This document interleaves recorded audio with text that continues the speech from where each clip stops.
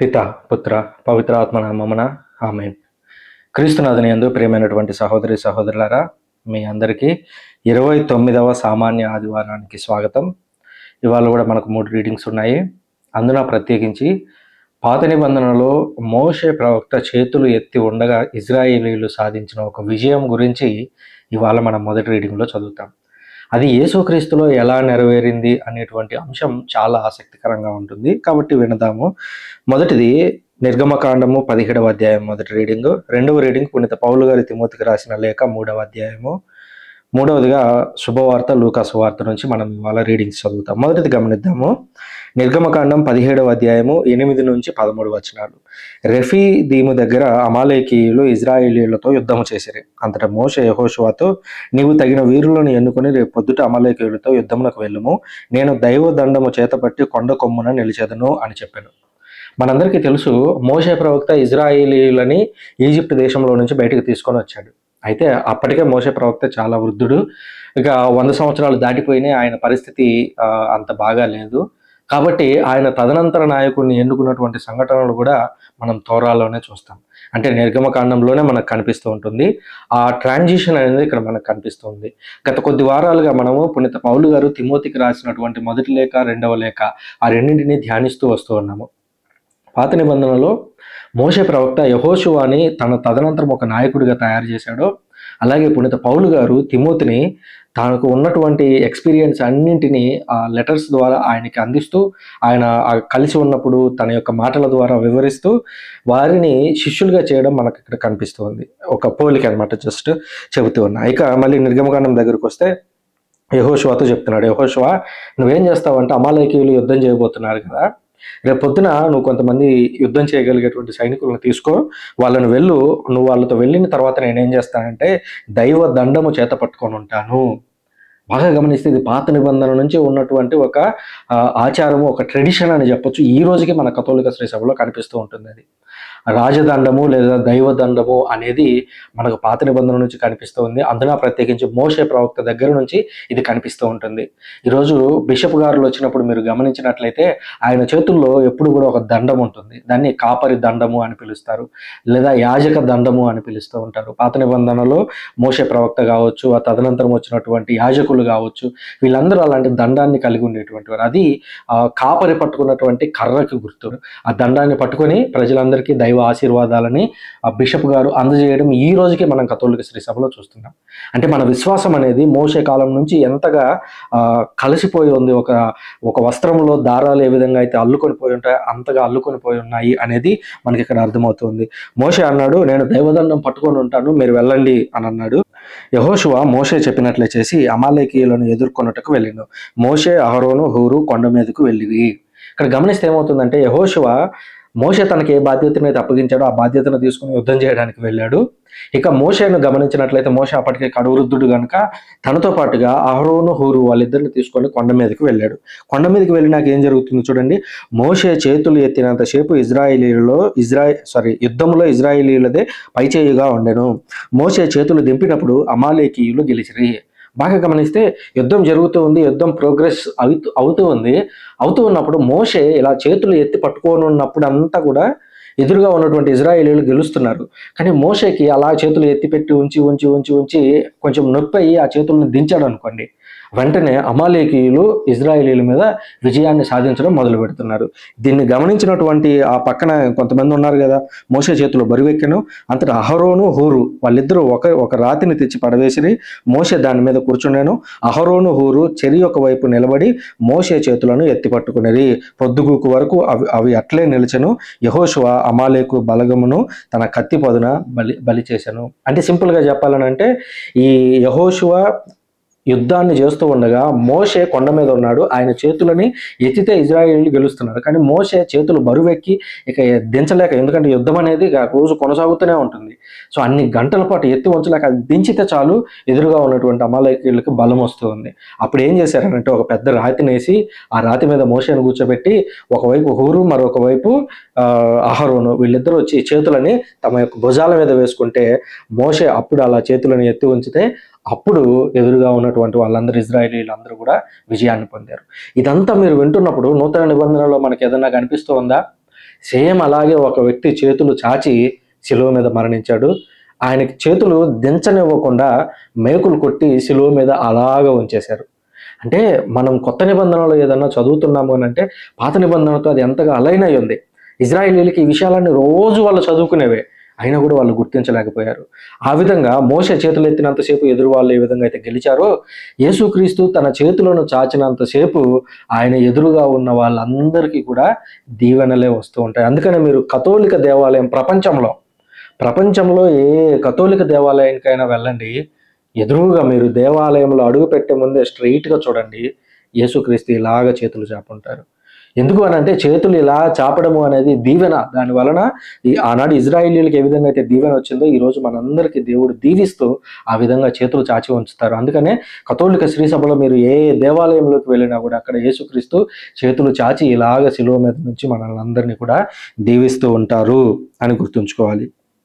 ఇక రెండవ రీడింగ్ని పరిశీలించినట్లయితే పునీత పౌలు గారు తిమోతికి రాసినటువంటి లేఖ, 2వ లేఖ 3వ అధ్యాయము 14 నుంచి 4వ అధ్యాయం 2వ వచనం వరకు. మనం గత కొద్ది వారాలుగా పౌలు గారు తిమోతికి రాసినటువంటి లేఖని ధ్యానిస్తూ వస్తున్నాము. ఇదిగో తిమోతి, అక్కడ ఉన్నటువంటి సీజర్ రాజు నిన్ను ఇబ్బంది పెడతాడేమో అని భయపడొద్దు, యూదులు వచ్చి నిన్ను ఇబ్బంది పెడతారేమో అని భయపడొద్దు.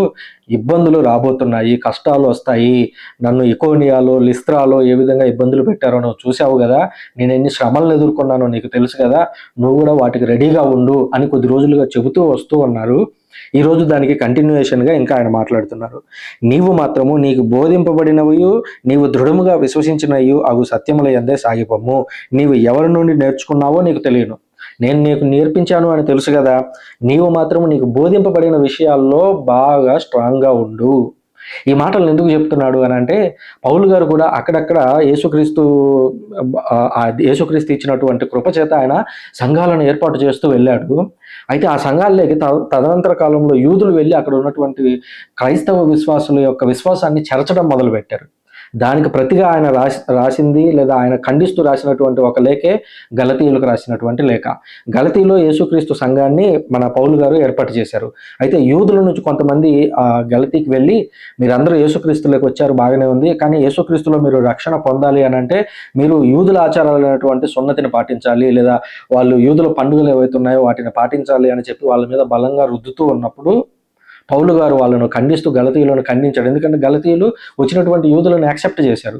నేను మీకేం చెప్పానో మీరు మర్చిపోయారా, మీకు అసలు మూర్ఖులారా, అవివేకులారా అని పిలవడం మనకి ఆ గ్రంథంలో కనిపిస్తూ ఉంటుంది. నేను గలతీయులకు రాసినటువంటి లేఖ మీద కూడా ఒక బైబిల్ స్టడీ చేశాను. ఆ స్టడీ కూడా నేను కింద లింక్లో ఇస్తాను, కామెంట్లో కానీ డిస్క్రిప్షన్లో కానీ, అక్కడ కూడా చూడాల్సిందిగా మిమ్మల్ని కోరుతూ ఉన్నాను. ఈ విధంగా పౌలు గారు గుర్తు చేస్తున్నారు, తిమోతి, ఎవరన్నా వచ్చి నిన్ను గలిబిలి చేస్తారేమో, ఎవరన్నా వచ్చి నిన్ను పొల్యూట్ చేస్తారేమో, నువ్వు ఎవరి దగ్గర నేర్చుకున్నావో నీకు తెలుసు. రెండవది, నీకు బోధింపబడినవి, నీకు రాసినవి కాదు. ఇప్పుడు రాస్తూ ఆయన వాటిని వివరిస్తున్నాడు. అట్ ది సేమ్ టైం రాయకముందు ఆయన బోధించాడు. అంటే తిమోతి గారికి ఇంకా అనేక విషయాలను పౌలు గారు చెప్పారు. వాటన్నింటిని నువ్వు గుర్తుంచుకో. ఈరోజు క్యాథలిక్ చర్చ్లో ట్రెడిషన్ అని ఏదైతే పిలుస్తున్నారో అది ఇదే. పౌలు గారు తిమోతికి అనేక విషయాలను చెప్పారు, కొన్నింటిని లేఖలో ప్రస్తావిస్తూ రాశారు. అంత మాత్రాన పౌలు గారు చెప్పినటువంటి మిగిలిన మాటలు పనికి రాకుండా పోతాయని కాదు. సేమ్ అదే, దాన్ని అపోస్టలిక్ ట్రెడిషన్ అని పిలుస్తారు. అందుకనే కథోలిక శ్రీసభ బైబిల్ ఓన్లీ థియరీ అనేదాన్ని అంగీకరించదు. బదులుగా అపోస్తలులు ఏం చెప్పారు అది రాసిబడి ఉండకపోవచ్చు. యోహాను సువార్తలో కూడా మనం గమనిస్తాము, యేసుక్రీస్తు ఎన్నో విషయాలను చెప్పాడు. అవన్నీ రాయాలంటే భూలోకంలో ఉన్నటువంటి పుస్తకాలను ఇంకునంత తెచ్చినా సరిపోదు అని చెప్పడం మనం గమనిస్తాం. కనుక అపోస్తలిక్ ట్రెడిషన్ నుంచి వచ్చినటువంటి ఆచారాలు కొన్ని ఉంటాయి, మాట తీరుగా ముఖాముఖిగా చెప్పినటువంటి అంశాలు కొన్ని ఉంటాయి. సో వాటినన్నింటిని కూడా కథోలిక శ్రీసభ పరిగణలోకి తీసుకుంటుంది. ఇక బాల్యము నుండి నీవు పవిత్ర లేఖనములను ఎరిగి ఉంటివి, అవి నీ జ్ఞానమునకు మూలము, ఆ జ్ఞానమే యేసుక్రీస్తునందు విశ్వాసం ద్వారా రక్షణకు చేర్చును. చాలా మంది ఈ రోజుల్లో ఏమనుకుంటారంటే పాత నిబంధన అనే దాన్ని యేసుక్రీస్తు వచ్చి కొట్టేశాడు, అది ఇక పనికిరాదు, అది ఉపయోగమే లేదు అని కొంతమంది ఈ రోజుకి వాదిస్తూ ఉండడం మనం చూస్తూ ఉంటాము.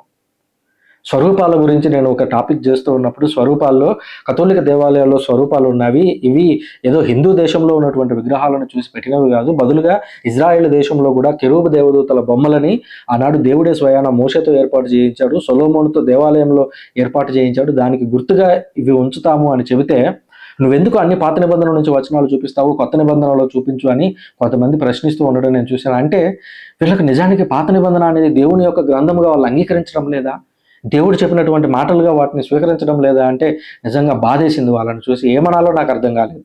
అంటే ఇప్పుడు నీ బైబిల్లో నుంచి చూపిస్తే బైబిల్లో నాకు పాత నిబంధన వద్దు, కొత్త నిబంధనలో చూపించా అంటారు.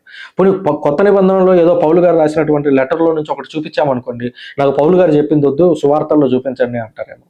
సువార్తల్లో కూడా ఎక్కడో చోట చూపించామనుకోండి, లేదు నాకు యేసుక్రీస్తు నోట్లో నుంచి వచ్చిన మాటలోనే చూపించండి అంటారు. అంటే వీళ్ళు ఏం చేస్తున్నారంటే దేవుని యొక్క వాక్కి లిమిటేషన్స్ పెడుతున్నారు, ఫిల్టర్స్ పెడుతున్నారు. ఒక కాఫీని వడగట్టేటప్పుడు మనం పైనుంచి పోస్తూ ఉంటే మనకు పనికిరాని పైన మిగిలిపోయి కింద కేవలం కాఫీ మాత్రమే వస్తుంది. ఇప్పుడు వీళ్ళు ఏం చేస్తున్నారంటే బైబిల్ను మొత్తం వడపోసి వాళ్ళకి ఏం కావాలో అదే తీసుకుంటున్నారు. మీకు పాత నిబంధనలో నుంచి ఒక రెఫరెన్స్ తీసి చూపిస్తే మాకు పాత నిబంధన వద్దు. పాత నిబంధన వద్దా? పౌలు గారు ఏమంటున్నారు చూడండి, బాల్యం నుండి నీవు పవిత్ర లేఖనంలోనే ఎరిగి ఉంటివి. ఆయన తెలుసుకున్నది ఏంటి? పాత నిబంధనకు సంబంధించినటువంటి విషయాలు. అవి నీ జ్ఞానమునకు మూలము. మనం యేసుక్రీస్తు గురించి క్లియర్గా చెప్పాలి అని అంటే నూతన నిబంధనలో యేసుక్రీస్తు యొక్క లక్ష్యం ఏంటి అనేది చెప్పాలంటే పాత నిబంధన లేకుండా అసలు యేసుక్రీస్తుని చెప్పడం ఇంపాసిబుల్. మెస్సయ్య అనేటువంటి పేరే పాత నిబంధన నుంచి వస్తూ ఉంది. ఆయన అభిషేకం అనేది పాత నిబంధన నుంచి వస్తూ ఉంది. ఆయన చేయబోయేటువంటి పని ఇజ్రాయేతరులందరినీ అంటే అన్యులందరినీ నిబంధనలోకి తీసుకొని రావడం ఎక్కడో అబ్రహాం దగ్గర చెప్పబడింది, మోషే దగ్గర చెప్పారు నా వంటి ఒక ప్రవక్త రాబోతున్నారు అని. అంటే పాత నిబంధన అనేది లేకుండా అసలు యేసుక్రీస్తునే మనం వ్యాలిడేట్ చేయలేము. ఎందుకంటే యేసుక్రీస్తు కూడా తనను తాను అంతగా లేఖనాల్లో ఇమిటేట్ చేసుకున్నారు. పాత నిబంధనల నుంచి ఒక రీడింగ్ తీసుకొని ఆ సినగోగులో చదివి నేడు ఇది మీ ఎదుట నెరవేరింది అని అన్నాడు. అంటే పాత నిబంధన లేఖనాలు లేకుండా యేసుక్రీస్తు అనేటువంటి వ్యక్తిని మనం చూపించలేము. అవుట్ సైడ్ మనం హిస్టరీలో ఆయన చూపించవచ్చు. దేవుని రక్షణ ప్రణాళికలో యేసుక్రీస్తు యొక్క పాత్ర ఏమిటి అనేది పాత నిబంధన లేకుండా మనం చూపించలేము అసలు దాన్ని. అలాంటిది ఈ విధంగా ప్రొటెస్టెంట్ సోదరులు ఫిల్టర్ వేసేస్తున్నారు బైబిల్ గ్రంథానికి. కానీ పౌలు గారు చెప్తున్నారు, నీకు లేఖనాలు తెలుసు, నీకున్నటువంటి జ్ఞానానికి అవే మూలము, వాటిని ఉపయోగించుకుంటూ యేసుక్రీస్తును ప్రకటించాలి అని చెప్తున్నాడు. ఇంకా దైవజనుడు ఎట్టి సత్కార్యమునకైనను సంపూర్ణంగా సిద్ధపడి ఉండినట్లు దైవ ప్రేరేపణ వలనే కలిగిన పవిత్ర గ్రంథం అంతయు బోధించుటకు, దోషమును ఖండించుటకు, తప్పులు సరిదిద్దుటకు, నీతి యందు నడిపించుటకును తోడ్పడును. ఈ దైవ లేఖనాలు నువ్వు తెలుసుకొని ఉన్నావు చూడు, ఇవన్నీ దేనికి ఉపయోగపడుతున్నాయి అని అంటే తప్పు చేసినటువంటి వారిని ఖండించడానికి ఉపయోగపడుతున్నాయి. ఆ పవిత్ర గ్రంథం అంతా కూడా బోధించడానికి ఉపయోగపడుతుంది, తప్పులు సరిదిద్దడానికి ఉపయోగపడుతుంది. ఈ మాటలను పట్టుకొని వచ్చి కొంతమంది బైబిల్ ఓన్లీ థియరీ అని అంటారు. ఇక్కడ ఆ మాటే లేదు. కేవలం లేఖనాల నుంచి మాత్రమే నువ్వు ఖండించాలి అని కాదు ఇక్కడ చెబుతున్నది ఆయన. లేఖనాలు వీటికి ఉపయోగపడతాయి అని మాత్రమే చెబుతున్నాడని గుర్తుంచుకోవాలి. ఆయన రాజుగా పాలనం చేయుటకు వచ్చుచున్నందున సజీవులకును మృతులకును తీర్పు తీర్చు యేసుక్రీస్తు ఎదుటను దేవుని సమక్షమును నేను నిన్ను శాసించుచున్నాను. నీవు వాక్యమును బోధింపము, అనుకూల సమయములందును ప్రతికూల సమయములందును దానిని కొనసాగింపము, సహనముతో కూడిన బోధతో ప్రజలను ఒప్పించుచు ఖండించుచు ప్రోత్సహించుచుండము. నీకు సమయము లేదు, అనుకూల సమయము లేదు, దానికి వ్యతిరేకంగా ఉన్న సమయము లేదు. నువ్వు అన్ని సమయాల్లో దేవుని గురించి ప్రకటిస్తూనే ఉండాలి. ఇది నేను నీకు ఇస్తున్నటువంటి శాసనము అన్నాడు. అంటే ఆజ్ఞ. పౌలు గారు ఎందుకు ఈ ఆజ్ఞ ఇస్తున్నాడు? పౌలు గారే స్వయాన తిమోతి గారిని అభిషేకించారు. పోయిన వారం మనం చదువుకున్నాం, నా హస్త నిక్షేపణ వలన నీకు అభిషేకం వచ్చిందని చెప్పడం మనం చూస్తున్నాం. కనుక ఆయన అభిషేకించాడు కనుక ఆయన తండ్రి. ఇప్పుడు ఉదాహరణకి సృజన అనేటువంటి నేను, నాకు బాప్తిజమం ఒక ఫాదర్ ఇచ్చారు, ఆయన నాకు ఆధ్యాత్మిక గురువు, ఆయన ఆధ్యాత్మిక తండ్రి నాకు. అలాగే మా బిషప్ గారు నాకు భద్రమైన అభ్యంగనాన్ని ఇచ్చారు, అందుకనే ఈ రోజుకి నాకు ఆయన ఆధ్యాత్మిక తండ్రి. మా బిషప్ గారు ఏదైతే చెప్తారో ఆధ్యాత్మికపరమైనటువంటి అంశాల్లో, సృజన్ ఇదిగో నువ్వు ఈ పని చేయి అంటే నేను దాన్ని చేసి తీరాలి. లేదా నేను ఏదన్నా తప్పుగా చేస్తూ ఉన్నప్పుడు సృజన్ ఇది నువ్వు చేయొద్దు, నేను నిన్ను శాసిస్తున్నాను అనేటువంటి అధికారం నా బిషప్కు ఉంటుంది. ఎందుకనంటే ఆయన నాకు ఆధ్యాత్మికంగా జన్మనిచ్చినటువంటి తండ్రి. ఆ అధికారంతోనే పౌలు గారు ఇక్కడ తిమోతి గారికి చెప్తున్నారు, నా హస్త నిక్షేపణ వల్ల నీకు అభిషేకం వచ్చింది, ఇప్పుడు నేను నీకు శాసిస్తున్నా ఏమని, నువ్వు అనుకూల సమయంలోనూ అననుకూల సమయంలోనూ దేవుని యొక్క వాక్కును ప్రకటింపము. అసలు వీళ్ళిద్దరు గురు శిష్యులు లేదా తండ్రి కొడుకులు, వీళ్ళ బంధం ఎంత గొప్పది అని అంటే ఫాదర్లు బిషప్లు వీళ్ళకు మాదిరిగా ఈరోజు మనకు కనపడాలి. అలాంటి స్థితిలోకి మనం వెళ్ళాలి అని ప్రార్థన చేద్దాం. ఇకపోతే లూకాసు వార్త 3వ రీడింగ్, లూకాసు వార్త 18వ అధ్యాయము 1 నుంచి 18 వచనాలు. ప్రార్థనలో అలసిపోకుండా ఉండటం ఎలా అనే అంశం గురించి యేసుక్రీస్తు ఈ చక్కని ఉపమానాన్ని చెప్పారు. జస్ట్ మీకు ఇది చదవగానే మీకు సగం అర్థమైపోతుంది. దాని తర్వాత ఇంకొన్ని విషయాలు మీకు తెలియజేస్తాను. ఎల్లప్పుడూ ప్రార్థన సలుపుటకు నిరుత్సాహపడకుండాటకు యేసుక్రీస్తు వారికి ఒక ఉపమానంను ఇట్లా చెప్పాడు. ఒకానొక పట్టణమున న్యాయాధిపతి ఒకడు కలడు. అతడు దేవుడనిన భయపడడు, మానవులను లక్ష్య పెట్టడు. అచ్చట ఒక వితంతువు ఉండెను. ఆమె అతని వద్దకు వచ్చి, నాకు న్యాయం చేకూర్చుము, నా ప్రత్యర్థి నుంచి కాపాడుము అని తరచుగా మొరపెట్టుకుంటుండేటిది. అతడు కొన్నాళ్ళు ఆమె మొరను పెడచెవిన పెట్టెను. కానీ అతడు, నేను దేవునికి భయపడను, మానవులను గౌరవింపను, అయినను ఈ విధవరాలు నన్ను పీడించుచున్నందున ఈమె పదే పదే వచ్చి నన్ను బాధ పెట్టుకున్నట్టుకై ఈమెకు న్యాయం చేకూర్చేదును అని తలంచెను. అంతటా యేసిట్లనేడు, అవినీతిపరుడైన ఈ న్యాయాధిపతి ఏమి పలికినో వింటిరి కదా. అట్లే రేయింబవళ్ళు తనకు మొరపెట్టుకున్న ప్రజలకు దేవుడు న్యాయం చేకూర్చకుండా ఉండునా? వారికి న్యాయం చేయుటలో ఆలస్యం చేయునా? దేవుడు త్వరలోనే వారికి న్యాయం చేకూర్చునని మీతో చెప్పుచున్నాను. అయినను మనుష్య కుమారుడు వచ్చినప్పుడు ఈ భూమి మీద ఆయన అట్టి విశ్వాసమును చూడగలడా అని ప్రశ్నించాడు. ఇక్కడ ఏం జరుగుతుంది అని అంటే, ఒక విధవరాలు ఉంది, పేద విధవరాలు. ఆ పేద విధవరాలు, ఆమెకి ఏదో ఒక అన్యాయం జరిగింది. ఆ అన్యాయం జరిగితే న్యాయాన్ని తెరచాల్సినటువంటి జడ్జి ఒక ఆయన ఉన్నాడు పట్టణానికి. ఆ జడ్జి దగ్గరికి వెళ్ళి అడుగుదాము అనుకుంది. కానీ ఆ జడ్జి ఎలాంటోడు అని అంటే, ఆ జడ్జి పైన ఉన్న దేవుణ్ణి పట్టించుకోడు, చుట్టూ ఉన్నటువంటి మనుషుల్ని పట్టించుకునే వ్యక్తి కాదు. అయితే అప్పుడు ఆ విధవరాలు వెళ్ళి ఆయన అడిగింది, అయ్యా, ఈ విధంగా నాకు అన్యాయం జరిగింది, నాకు న్యాయం చేకూర్చండి అని అంటే, వీడు దేవుణ్ణే పట్టించుకుంటాడు, ఇంకా మనుషుల్ని ఏం పట్టించుకుంటాడు, కుదరదులేమ్మా అన్నట్టు ఏదో అడ్డం చెప్పాడు, చేస్తాలేమ్మా అన్నట్టుగా చెప్పి వెళ్ళిపోయాడు. అది జరగలేదు. ఆమె నిరుత్సాహపడిపోలేదు. 2వ రోజు వెళ్ళింది, 3వ రోజు వెళ్ళింది, 10 రోజులు వెళ్ళింది, 20 రోజులు వెళ్ళింది. వాడికి చిరాకు వచ్చింది. ఆ జడ్జికి, ఈమె పీడ వదిలించుకోవడానికైనా సరే నేను ఈమెకి న్యాయం చేకూర్చి తీరాలి. అంటే వాడు దేవునికి భయపడని వాడైనా, అన్యాయస్తుడైనా, ప్రజలను లెక్క చేయని వాడైనా, ప్రజల బాగోగులను చూసుకుని వాడైనా కూడా చిరాకుతోనైనా సరే అతడు పనిచేశాడు. మరి అలాంటి ఒక వ్యక్తే మీకు న్యాయాన్ని చేకూర్చగలిగినప్పుడు మరి దేవుడు నిజంగా న్యాయవంతుడు కదా. న్యాయం ఉన్న చోట ఆయన తప్పకుండా అడుగు పెట్టి ఆయన అక్కడ న్యాయాన్ని గెలిపిస్తాడు కదా. మరి అలాంటి న్యాయం చేకూర్చుకుని ఉంటాడా? కాబట్టి మనం ఏదైనా ప్రార్థనలో ఏదైనా ఒక విషయాన్ని పెట్టాము అని అంటే దాన్ని పట్టుకొని అలాగే వేలాడుతూ ఉండాలి. దానికి 1 రోజు 2 రోజులే పట్టొచ్చు, లేదా 3 రోజులు పట్టొచ్చు, ఇంకో రోజు 10 రోజులు పట్టొచ్చు, లేదా ఇంకో దానికి 10 సంవత్సరాలు పట్టొచ్చు. మనందరికీ మోనికమ్మ గారు ఒక గొప్ప ఉదాహరణ. మోనికమ్మ, అగస్టిన్ గారు గొప్ప పునీతులు కథోలిక శ్రీసభలో. పునీత అగస్టిన్ గారు ఆ జీవితాన్ని అంతా కూడా త్రాగుడికి, వ్యభిచారానికి లోనైపోయి ఉన్నప్పుడు మోనికమ్మ గారు ఎన్నో సంవత్సరాల పాటు పట్టు విడవకుండా ప్రార్థించింది. చివరికి ఏమైంది? కుమారుడు మారాడు, బిషప్గా మారాడు, అనంతరం చర్చికి ఒక డాక్టర్గా మారాడు.